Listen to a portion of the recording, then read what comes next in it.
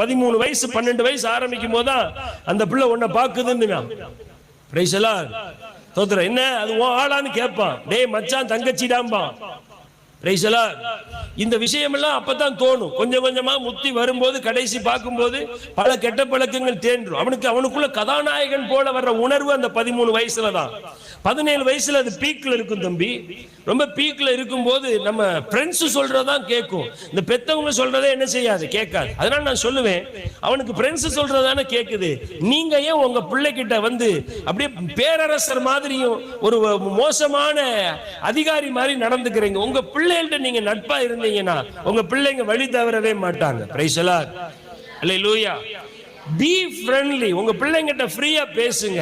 உங்க பிள்ளைங்க உங்ககிட்ட அதை ஷேர் பண்ணணும் அப்படின்னு அந்த பிள்ளைங்க நினைக்கிற அளவுக்கு உங்க பிள்ளைங்க கிட்ட நீங்க அன்பு காட்டுறவங்களா இருப்பீங்கன்னு சொன்னா உங்க பிள்ளைங்க ஒரு தப்பான பாதையில போகிறதுக்கு ஒருபோதும் தேவன் அனுமதிக்க மாட்டார். அந்த பிள்ளைங்க உங்ககிட்ட சொல்ல தயங்குறதுனால உங்க ரூல்ஸையும் உங்க ரெகுலேஷனையும் பைபிளை விட பயங்கரமா சில பெற்றோர் ரூல்ஸ் போட்டிருப்பாங்க. கல்ல கொண்டு மண்டையில எரியணும்னு எனக்கு தோணும். உன்னாலதான் உன் பிள்ளை கெட்டு போறான். இவ்வளவு சட்டங்களை கொண்டு போய் அவன் மேல திணிக்காத.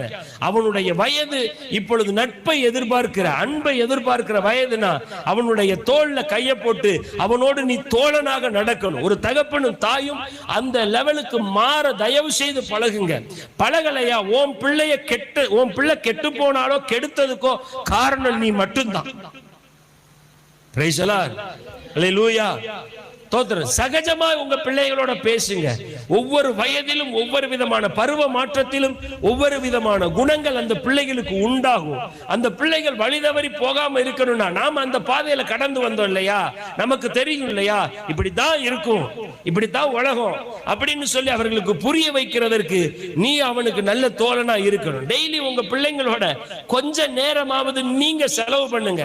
அவனுக்கு அப்பா நான் வேலை பார்த்துட்டு உழைச்சிட்டு வர்றேன், நான் ஆண்களும் சரி பெண்களும் சரி, என்னால என் பிள்ளைகளோட நேரம் செலவழிக்க முடியாது. என்னத்துக்கு நீ உழைக்கிற?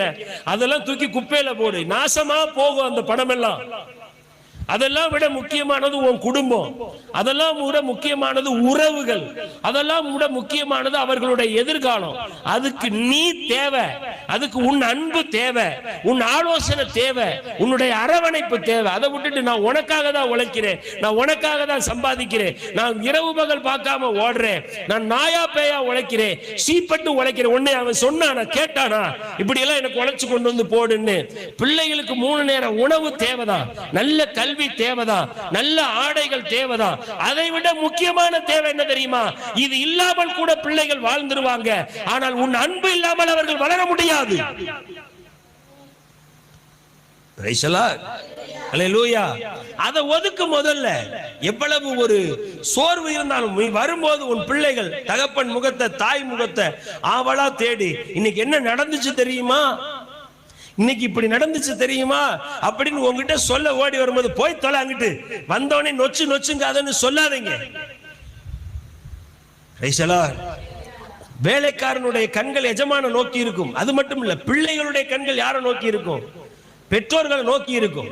அந்த பிள்ளைகள் வரும்போது உங்களை ஆவலா பார்க்கும்போது போய் தொலை, தள்ளு, கிளம்பு, மண்டை வழியா இருக்கு, உங்களோட சிறையா இருக்கு, உங்களோட பெரிய என்ன சொல்றது பிக்கல் புடுங்களா இருக்கு, என்னென்ன ஸ்லாங்கெல்லாம் நம்ம சொல்ல முடியுமா எல்லாம் சொல்லும். நீ நீ நீ எதற்காக சம்பாதிக்கிறேன்னு உனக்கு தெரியல, நீ எதற்காக ஓடுறேன்னு உனக்கு புரியல, நீ யாருக்காக ஓடுறையோ அவர்கள் நாளைக்கு அவர்களுக்கு அது பயன்படாமல் போயிடும். நீ சம்பாதிக்க வேண்டியது முதல்ல அவர்களுடைய அன்பை. ஆமென். அல்லேலூயா. நீ முதல்ல சம்பாதிக்க வேண்டியது அவர்களுடைய பாசத்தை. அது எப்ப கிடைக்கும்? நீ கொடுத்தாதான் கிடைக்கும்.